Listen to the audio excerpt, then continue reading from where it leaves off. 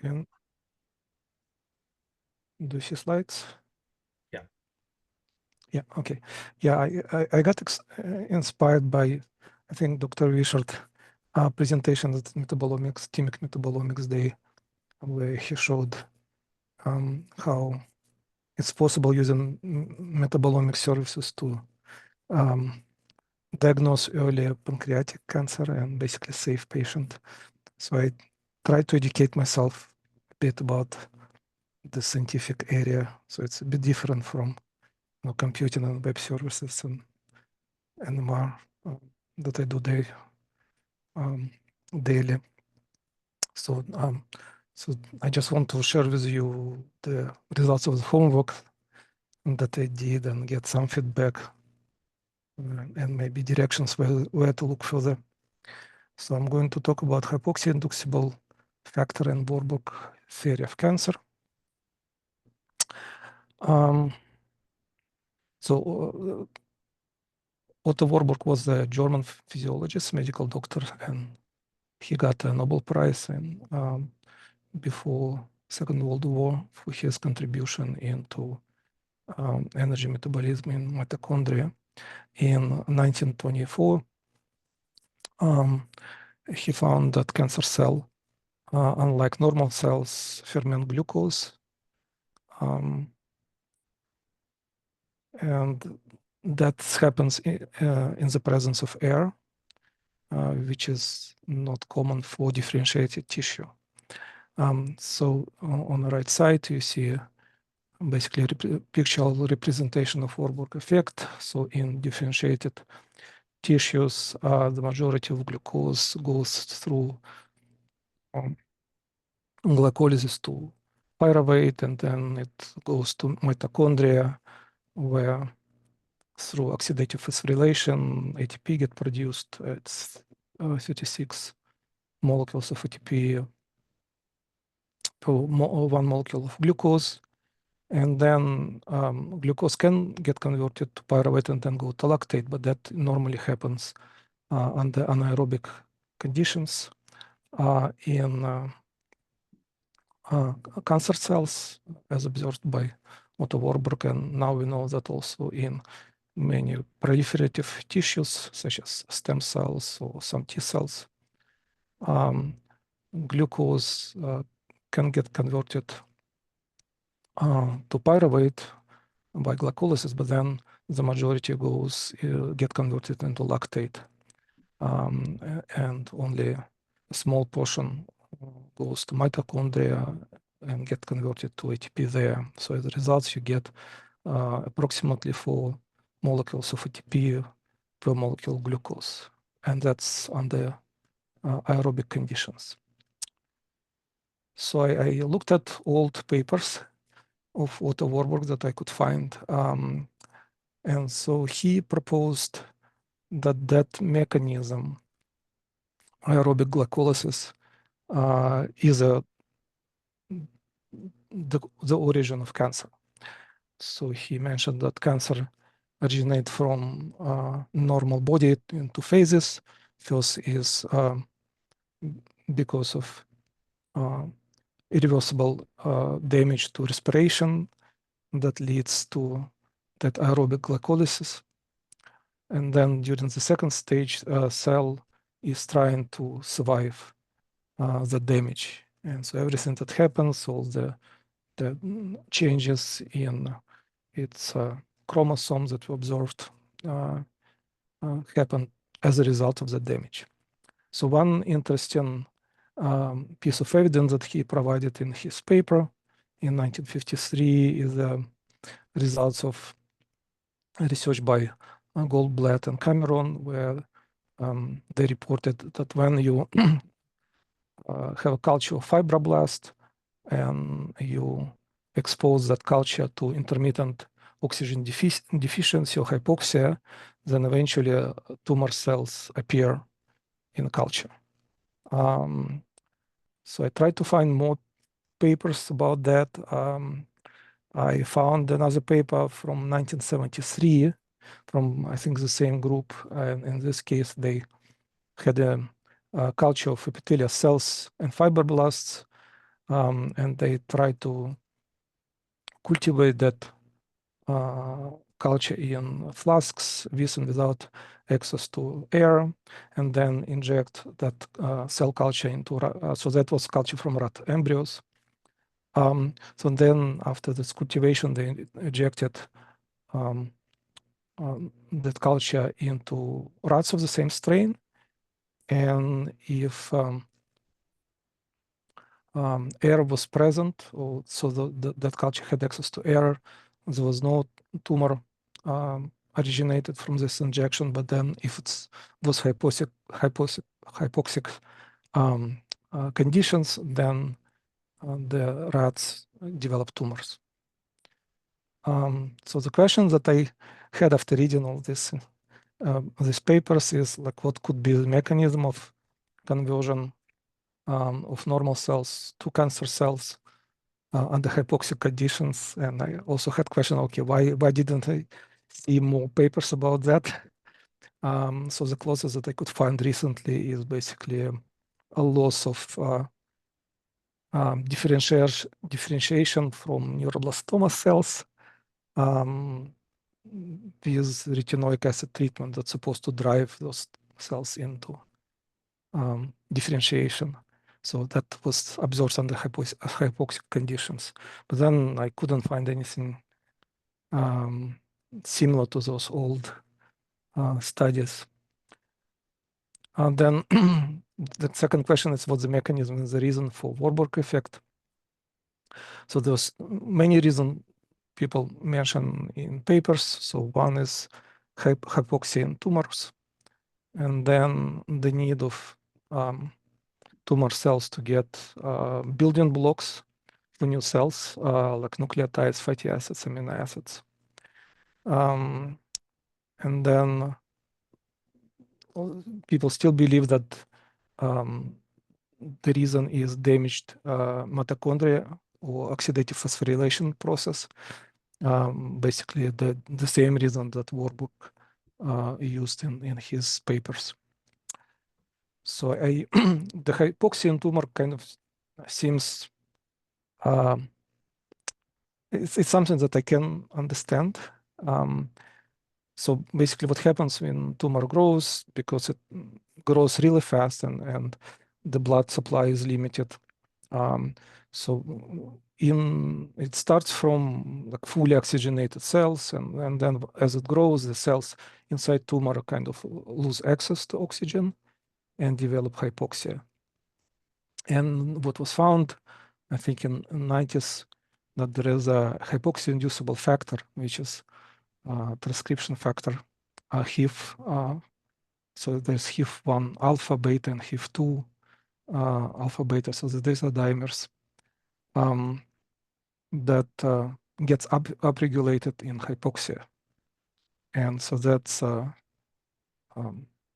HIF1 alpha protein has a lot of important functions related to cell cell bioenergetics. For example, it upregulates production of glycolytic enzymes. It increases speed of glycolysis, increase glucose uptake, and also involved in angiogenesis. What it's also interesting is it affects enzyme pyruvate. Sorry, trying to move. Pyruvate hydrogenase kinase that inhibit pyruvate dehydrogenase complex, and that complex is important to convert pyruvate to acetyl-CoA. And then acetyl-CoA is the starting point for Krebs cycle. So as a result of that, the Krebs cycle gets inhibited. So it has direct effect on oxidative phosphorylation that doesn't work in tumor cells with Warburg effect phenotype. So that's some clues that seems to be important transcription factor in this whole phenomena. So what happens under aerobic conditions, so that transcription factor, HIF1 alpha, get destroyed by proteasome. But to do that, it needs to be modified. So it needs to be hydroxylated by so-called PHD proteins, prolyl hydrolase, two-domain proteins. And so that's hydrolase has several cofactors. One of them, vitamin C, alpha ketoglutarate, it's metabolite from TCA cycle. And also it requires oxygen. So once this transcription factor gets hydroxylated, then it's also get, so there's several proteins, PVHL and ECR, get attached to that transcription factor, and then it gets ubiquinated, and that ubiquination basically targets that protein to proteasome, and it gets destroyed. So hypoxia, which absence of oxygen, basically prevents this process. And so the HIF1 alpha gets stabilized, and then it activate glycolysis and inhibit TCA cycle. And as a result, it also inhibits oxidative phosphorylation.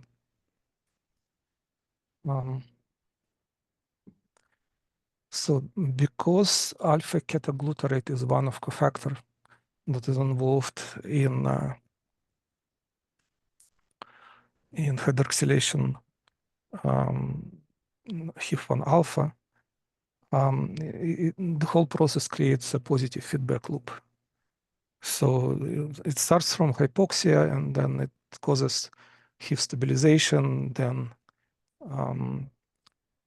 the HIF1 alpha inhibit conversion of pyruvate to acetyl-CoA, then that inhibit Krebs cycle, and as a result, the concentration of alpha ketoglutarate decreases even more, and it goes on and on. And so as a result, oxidative phosphorylation basically get inhibited, and it's protective protective mechanism, because if you don't have oxygen, and this oxygen is the final acceptor of electrons in oxidative phosphorylation, then those electrons start to escape and can create oxygen reactive species or nitrogen reactive species that can damage cell. So that's one mechanism why oxidative phosphorylation gets turned down, and then switch to glycolysis is also a protective measure under hypoxic condition, because you need to have energy from somewhere, and if you cannot get it from oxidative phosphorylation, then at least you can get it from glycolysis. So that can potentially explain why you can see that Warburg phenotype in tumor cells, because tumor cells actually experience hypoxic conditions inside the tumor, even though there's oxygen present outside the tumor. So what's interesting is that hypoxia often present in some conditions, for example, in fibrotic tissues. So on the left, you see stages of fatty liver disease. And so one of the stages is basically fibrosis. And so that leads to cirrhosis and cancer. So one possible mechanism why it gets to the cancer stage is that this hypoxia in liver cells that basically create this Warburg effect and causes conversions of metabolism into basically Warburg type of metabolism. There's more diseases that affect different tissues and that cause fibrosis, and so it can happen in lungs, in heart and kidney, and it's known, for example, for lung cancer that fibrosis in lungs can dramatically increase the probability of developing cancer in lungs. So there is a hypoxia and there is a phenomenon called pseudohypoxia. So that pseudohypoxia is a phenomenon where you can have a basically effect on HIF1 alpha without in the presence of oxygen.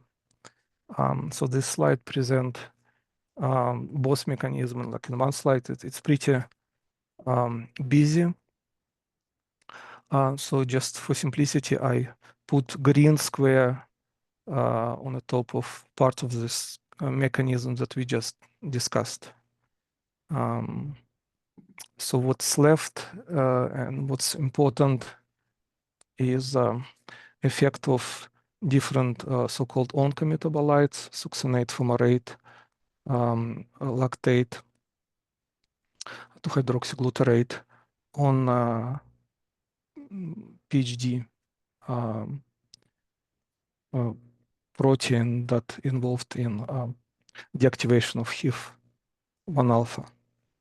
And so these are metabolites, at least succinate and fumarate, that comes from Krebs cycle. And specifically, I think succinate to fumarate conversion is done by complex 2 of electron transport chain, which is also a part of Krebs cycle. And so what happens when the oxidative phosphorylation affected in mitochondria, that enzyme may stop functioning properly, and that results also in accumulation of either succinate or fumarate, depending on, I think, more damage. So that inhibition of PhD and basically as a result stabilization of HIF1 alpha can come from damage to oxidative phosphorylation and mitochondria. So that would be consistent with Warburg idea why cancer develops. And so that's was on the bottom right, and on the top left, there is another mechanism where different signaling cascades, specifically RAS, RAF, MEK, and ERK. So that's a signaling cascade that transfers signal from outer membrane to nucleus. And so that's gets turned on by reactive oxygen species. And another cascade, PI3 kinase, AKT, and mTOR. So that's a cascade that is sensitive to nutrients. For example, if you eat too much sugar, it will get turned on, or too much protein, so it will get turned on. It's sensitive to insulin, and if so, that's kind of, so it's sensitive to your basically lifestyle choices. So, and one effect of those cascades, they affect transcription and translation of HIF1 alpha protein, and basically stimulate that, upregulate that process of generation of HIF1 alpha.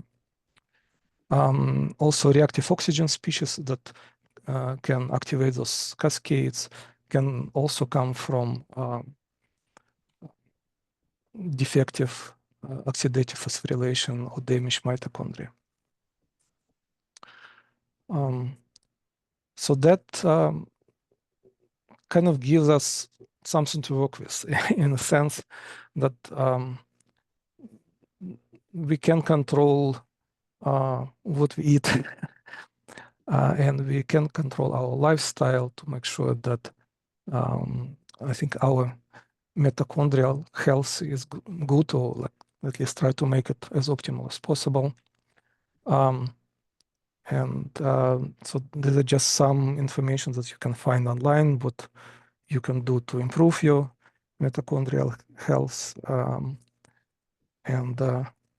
It's pretty typical advices about good lifestyle, right? So have a lot of sleep, have a good proper nutrition, don't eat junk food, get sun exposure, exercise, try to remove stress.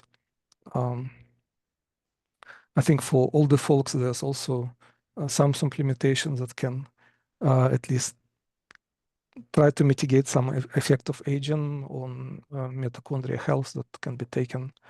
What I find interesting that pretty much in every paper about like improving mitochondrial health, exercise is mentioned. And one of the reasons is that exercise is, so it affects mitochondrial dynamics, such as fusion, fission, mitophagy, that is important mechanism to increase biogenesis of your mitochondria, increase number and the quality, remove compromised part of mitochondria.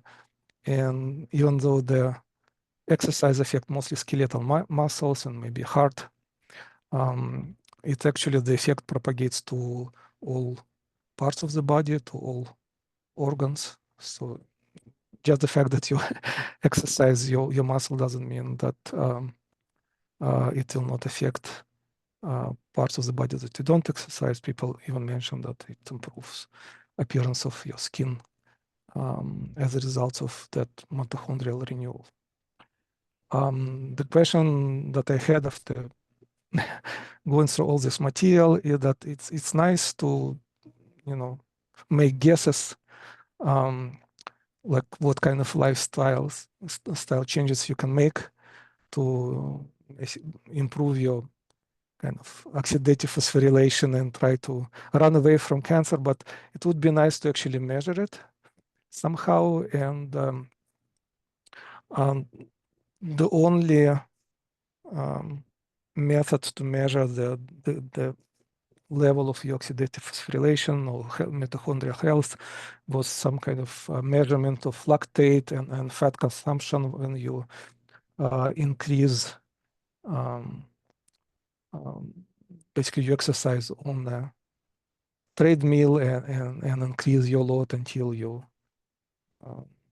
cannot do it anymore. And similar approach is to measure how much oxygen you inhale and exhale, and measure VO max. That's parameter that shows difference. It's kind of involved, so it would be nice to actually figure out like what kind of resting biomarkers you can use to make evaluation of your health of your mitochondria. So I try to look at whether resting lactate is one of parameters that can be used, because that's obviously important to evaluate what kind of process you have, whether it's glycolysis or oxphos. But then I guess that the resting lactate also depends on your lifestyle and level of your physical training and so on. So it probably has to be some kind of personalized measurements where you know your baseline, and then based on that you can make a judgment what's going on. Quite similar to what David reported at the Metabolomics Day meeting about diagnostics of pancreatic cancer, where person knew their normal baseline metabolite concentration, and then based on that, that diagnosis was possible. So then the question is like, what can we do in TMIC to provide this kind of analysis, and what can we get from personalized medicine companies such as Iolo or Molecular U to help us to make an educated judgment whether lifestyle changes that we make actually work. So that's open questions. I don't have answer, but that's maybe something I can look for future presentations. So that's all. I would like to thank Dr. Wishart for giving me opportunity to speak today, and to all team members for patience for listening to me. And if you have any questions, please ask.